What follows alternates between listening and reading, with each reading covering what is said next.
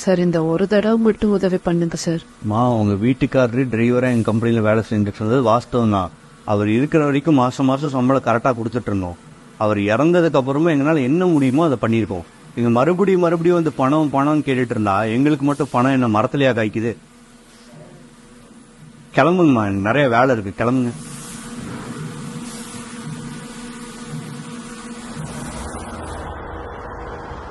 Sir வணக்கம். வணக்கம். நல்லா இருக்கீங்களா? எங்கம்மா இவ்வளோ தூரம்? ஒன்றும் இல்லை சார், சும்மா சார். எதுனாலும் தயக்கலாம கேளுங்க, நாங்களாம் உங்கள் கூட பிறந்தவங்க மாதிரி.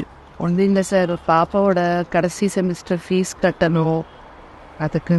இது கேட்கறதுக்கு எதுக்கு இவ்வளோ சங்கடப்படுறீங்க?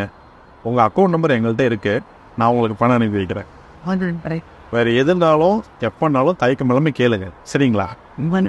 வாங்கப்பா. என்னப்பா அந்த டிரைவர் சம்சாரத்துக்கிட்ட பேசிட்டு இருந்து ஏற்றிருக்கு?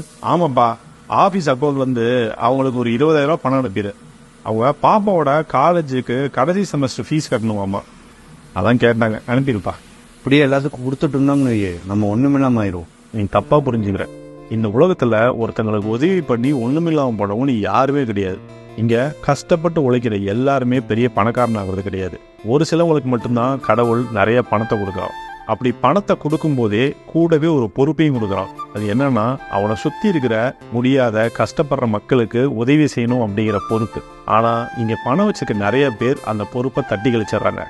ஒரு விஷயத்த நல்லா மனசில் வச்சுக்கோ, எந்த ஒன்றையும் நம்ம கொடுக்க அது 2 மடங்காக திரும்ப நம்மள்கிட்ட வந்து சேரும். இதுதான் இந்த பிரபஞ்சத்தோட விதி.